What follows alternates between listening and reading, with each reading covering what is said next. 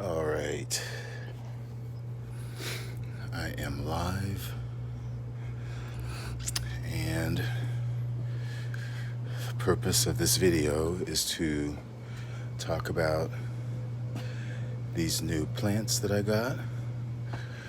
But in the meantime, I will wait a little while, see if anybody shows up, and I'll just do a little walk around just to kind of see what's happening. And you can see these do have new growths poking out at the base. Hey there, Orchidilarium. Thanks for joining me. I'm just showing off a little bit before I show my plants. Hey there, everybody. Thanks for tuning in. But I was just showing that I did see what I thought I saw. Hey, Den Z. And that is a new growth, and you can see all those roots a little more pronounced. The tips of them. There's that one. And then there's this one right here. I moved it out of the sun, but you can still see the roots. And on this side, you can barely make out, but there's a new growth that's coming out of there. So yay, I moved it lower because you can see the leaves getting a little brown. And this that's right here, you remember this,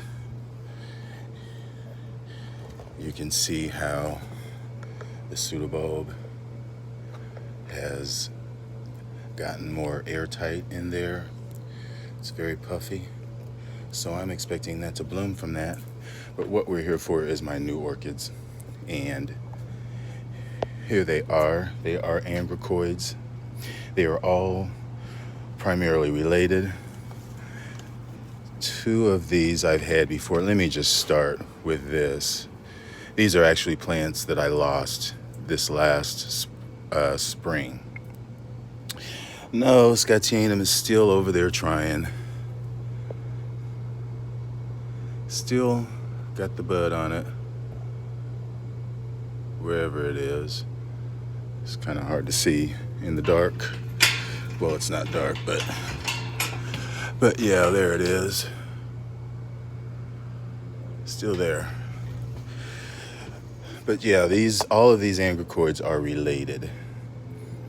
Scotianum, well, maybe I can help you with future buys in Angraecoids, because a lot of these vining Angraecoids are pretty much grown the same way. The most important part of the plant are the roots always, and these aerial roots become even more important to the plant as the plant ages. This is Angraecum birremense, which, like I said, I've had these plants before. Actually, I bloomed this plant before, and this plant actually has 2 bloom spikes on it. That is a bloom spike. That's a bloom spike. So yay. It's got nice green tip roots on it as well. There's a green tip root along the stem there. That's my birremense. And then I got a replacement of infundibulare, which grows similar to birremense. And I brought this one out because this is my Angraecum.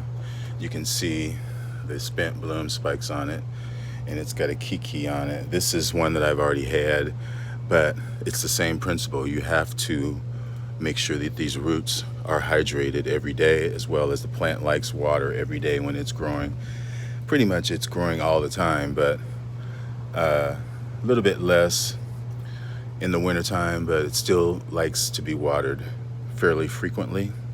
Does not ever like to be dried out. These plants are understory plants, as opposed to some of the bigger Angraecums, Suspasquidale, Longa calcar. Those hang up high in the canopies, whereas these are low, close to the streams where they get a constant supply of water and they get constant shade from the canopy above. So they don't need a lot of sun, and they do get lots of water, as I said. This is another plant that I got, but I'll talk about this one later. Not later in this video, but in another video. This is the plant. Really nice division, and this is a Rodriguezia, decora. But like I said, that's not what I'm going to be talking about today. I just wanted to show you. Hey, Kathy, good to see you. But yeah, these are the two new Angraecoids. And so I got my book out here, Angraecum Orchids. Did you notice that well, it's probably in bloom right now, but my Angraecum Joyce Stewart is in the greenhouse, probably still in bloom, and that's Joyce Stewart. Yeah, that's what my ultimate thing is gonna, besides Eichlerianum, I'm probably not gonna mount this one because I'll probably put some sort of a fern pole behind it and just attach it, stick it up to it, so that and sort of train the roots to go into that. But with these, I'm probably going to mount them. These will get twice as big as this. This is the baby. These are just babies. Although they bloom small, they will get twice as big as this plant, if that makes any sense. Birremense is the largest flowering Angraecoid of these types of Angraecums from Africa. But anyway, as I was saying, I'm looking in the book.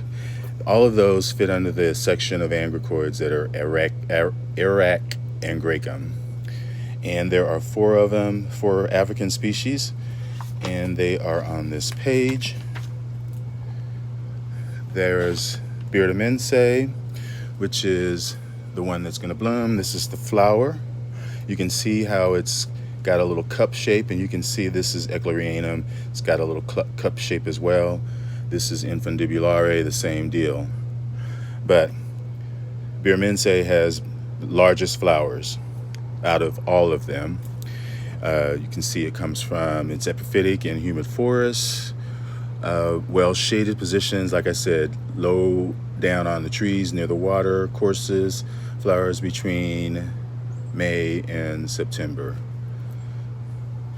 Yeah, well, I don't know if Uricone, however you pronounce it, gets tall like this. Uricone sort of stays small like Arangus. I think that used to actually be in Arangus.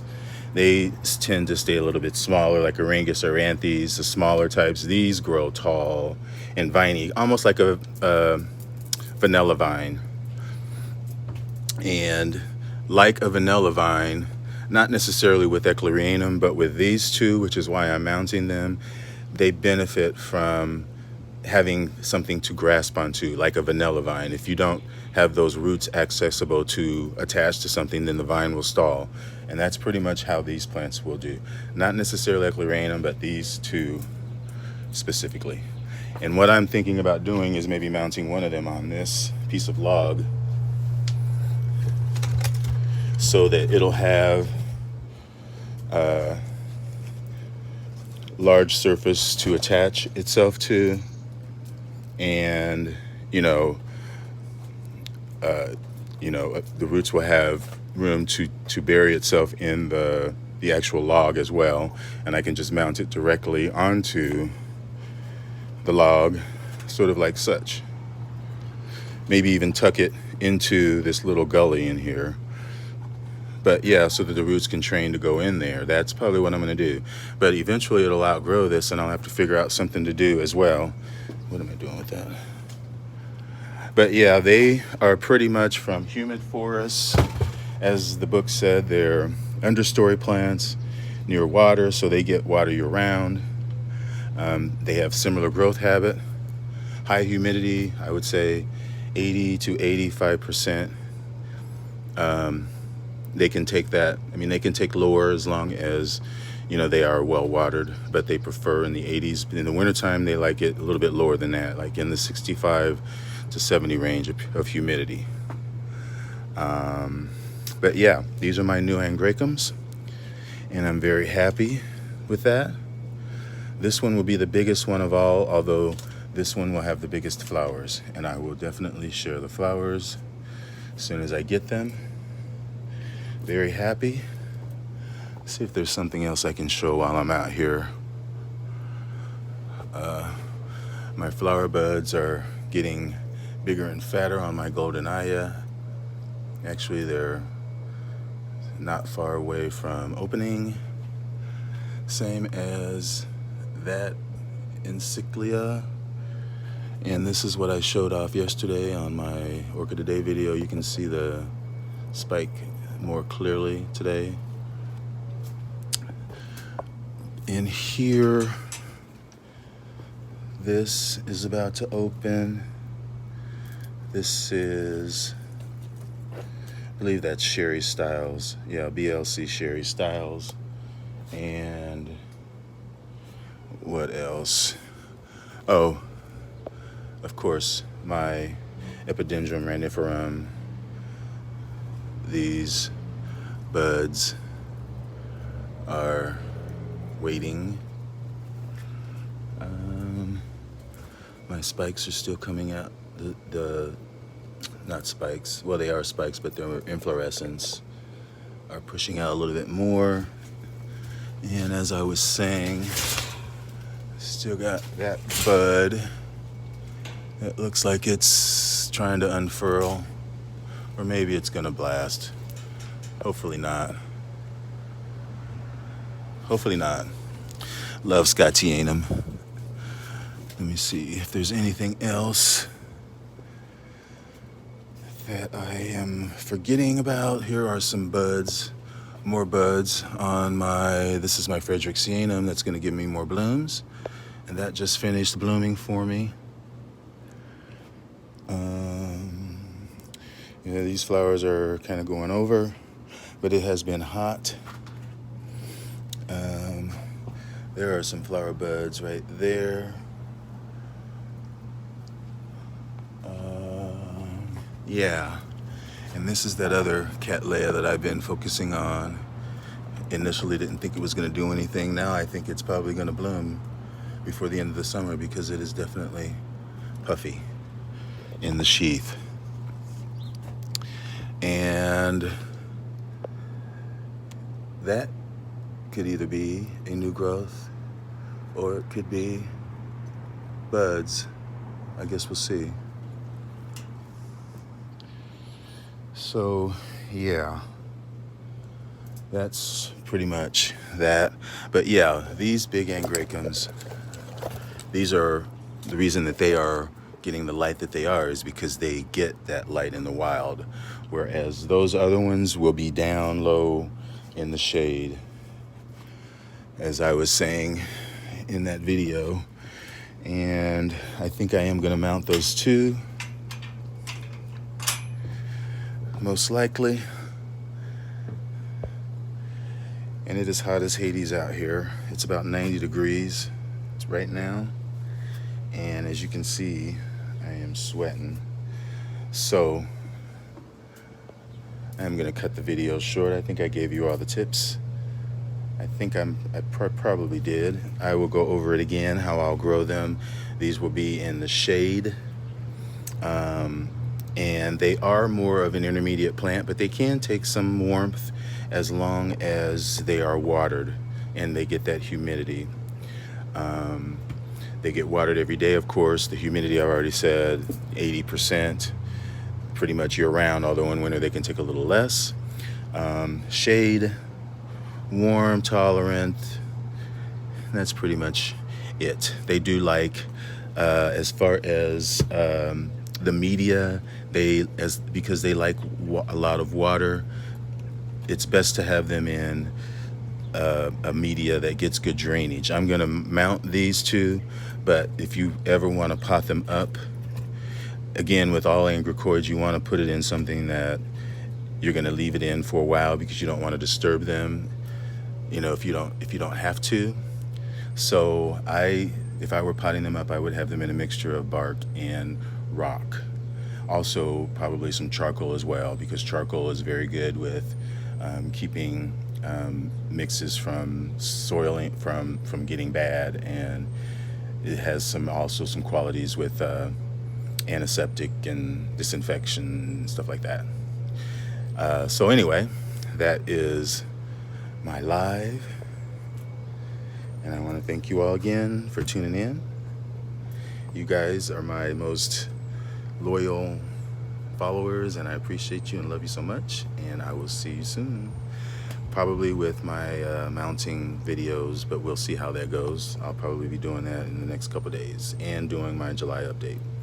Have a happy 4th and enjoy your orchids. Bye.